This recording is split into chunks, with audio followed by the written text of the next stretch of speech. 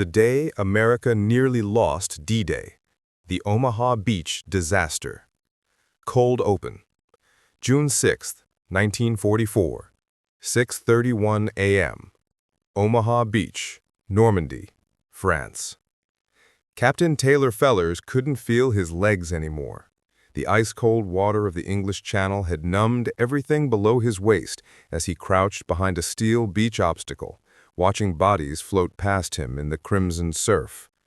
Around him, the carefully planned invasion of Nazi-occupied Europe was collapsing into chaos. 300 yards ahead, German machine guns created an impenetrable wall of lead.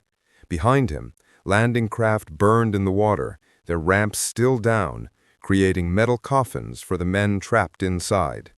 To his left, a young private from Iowa vomited seawater and blood, clutching the remains of his right arm.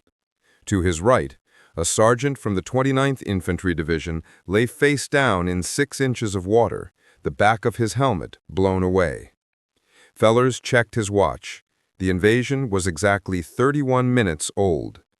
Of the 200 men from Company A who had landed with him, he could see maybe 30 still moving. What Captain Fellers didn't know, what none of the 34,000 American soldiers struggling in the killing zone could have known, was that they were living through the closest thing to total failure the Allied invasion would experience. Within 3 hours, multiple U.S. commanders would seriously debate evacuating Omaha Beach entirely, abandoning thousands of wounded men and handing Hitler his greatest propaganda victory of the war. The German officers watching from concrete bunkers 150 feet above believed they had already won. They were almost right. This is the story of how the most important military operation in human history came within minutes of complete catastrophe. How poor planning, bad luck, and German ingenuity nearly destroyed the invasion before it began, and how ordinary American soldiers, with no training for what they faced, somehow turned certain defeat into impossible victory. Because what happened at Omaha Beach on June 6, 1944, wasn't the heroic invasion you've seen in movies. It was a slaughter that should have failed. Act 1. The plan that couldn't work. The perfect killing ground. 6 months before D-Day, Field Marshal Erwin Rommel stood on the bluffs overlooking Omaha Beach and smiled. The Desert Fox, freshly defeated in North Africa, had been given command of Hitler's Atlantic Wall defenses. His job was simple: make invasion impossible. Standing at what would become the E1 draw exit point, Rommel understood something the Allied planners hadn't yet grasped. This beach was a natural killing ground. Unlike the other 5 invasion beaches, Utah, Gold, Juno, and Sword, Omaha Beach featured 150-foot bluffs that dominated the entire landing area. From these heights, German defenders could see everything: every boat, every soldier, every movement. Better yet, there were only 5 narrow valleys cutting through these bluffs, 5 exit points where tanks and vehicles could leave the beach. Rommel's plan was devastatingly simple. Fortify those 5 draws with bunkers, machine gun nests, and artillery. Turn the beach itself into a death trap of obstacles. Then sit back and let physics do the work. By May 1944, Rommel had transformed Omaha into the most heavily defended beach in France. The statistics were terrifying. 85 machine gun nests positioned to create overlapping fields of fire. 8 massive concrete bunkers housing 75mm and 88mm artillery. 35 pillboxes containing anti-tank guns, mortars, and more machine guns. 6 million mines buried in the sand and underwater. Over 3,000 wooden stakes driven into the beach at angles designed to rip the bottoms out of landing craft. Thousands of metal hedgehogs, steel crosses that would impale boats. Belgian gates, massive steel frames that blocked vehicle movement. And manning these defenses was the 352nd Infantry Division. Here's where Allied intelligence made their first catastrophic mistake. The intelligence failure. Major General Leonard Garrow, commanding the V Corps assault on Omaha Beach, had been told by Allied intelligence that the beach was defended by a single regiment, about 800 men, of the mediocre 716th Static Infantry Division. These were supposedly older soldiers, many with health issues, some from occupied countries who didn't want to fight. The intelligence was dead wrong.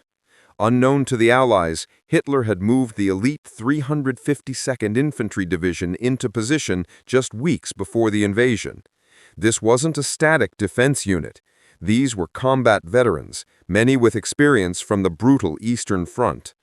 Instead of 800 defenders, Omaha Beach was protected by over 7,800 German soldiers. The Americans were about to land outnumbered. Lieutenant Franz Gockel, commanding a machine gun position above what the Americans called Dog Green Sector, later recalled his commander's briefing on June 5th. "Tomorrow the Americans come. They will be in boats, exposed, weighted down with equipment.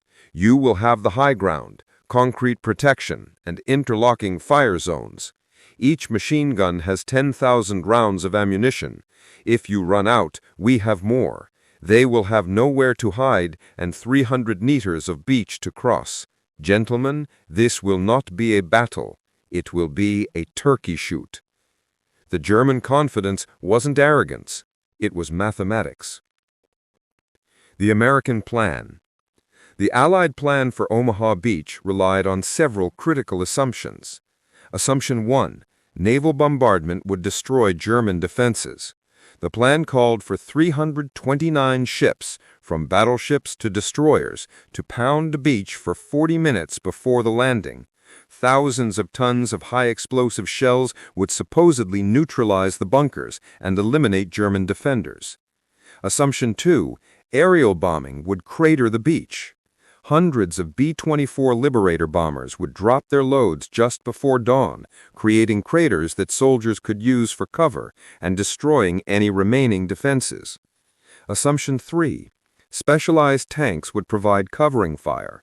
32 amphibious Sherman tanks, DD tanks, or Donald Ducks, would land ahead of the infantry, providing direct fire support against bunkers and machine gun nests. Assumption 4. Engineer teams would clear obstacles within minutes. Specialized teams would blow gaps through the beach obstacles in the first wave, allowing subsequent waves to land safely. If everything went according to plan, the infantry would walk ashore against minimal resistance and be off the beach in 2 hours. Everything did not go according to plan. The weather betrayal. General Dwight Eisenhower, Supreme Commander of Allied Forces, made the most consequential weather decision in military history on June 5th. His meteorologists had found a narrow window in the terrible channel weather, 36 hours when the storms would briefly calm. It wasn't ideal. Seas would still be rough, cloud cover would be heavy, but it was the only chance they'd get before waiting another month. Eisenhower gave the order, "Okay, let's go." What his meteorologists couldn't predict was just how much that rough sea would matter. On the night of June 5th, over 5,000 ships carrying 156,000 soldiers began crossing the English Channel. For the men of the 1st and 29th Infantry Division heading to Omaha Beach, it was 12 hours of pure hell. Private Harold Baumgarten, 19 years old, from the Bronx, later wrote, "The ship rolled and pitched violently. Everyone was vomiting. The smell was unbearable. Men were crying, praying, vomiting until there was nothing left but dry heaves. I was terrified, and we hadn't even seen the enemy yet. I couldn't imagine fighting after this. I could barely stand."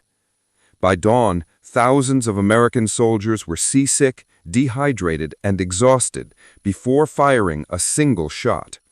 The rough seas would doom the specialized tanks. The DD tank disaster.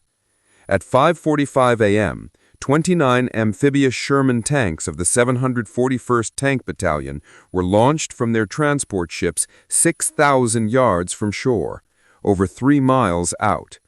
The DD tanks were engineering marvels. They featured a collapsible canvas screen that provided flotation and a propeller system for movement in water. In calm seas during testing, they worked perfectly. In 6-foot swells, they became death traps. The canvas screens were designed for waves of 1 to 2 feet maximum. The channel that morning had swells reaching 6 feet. Lieutenant Rockwell, commanding the 3rd tank, watched in horror as the first DD tank to launch immediately began taking on water. The screen collapsed almost instantly. The tank went nose down and sank in less than 20 seconds. We could see hands reaching out of the hatches. Then nothing, just bubbles. Of the 29 tanks launched, 27 sank within minutes. Over 100 tankers drowned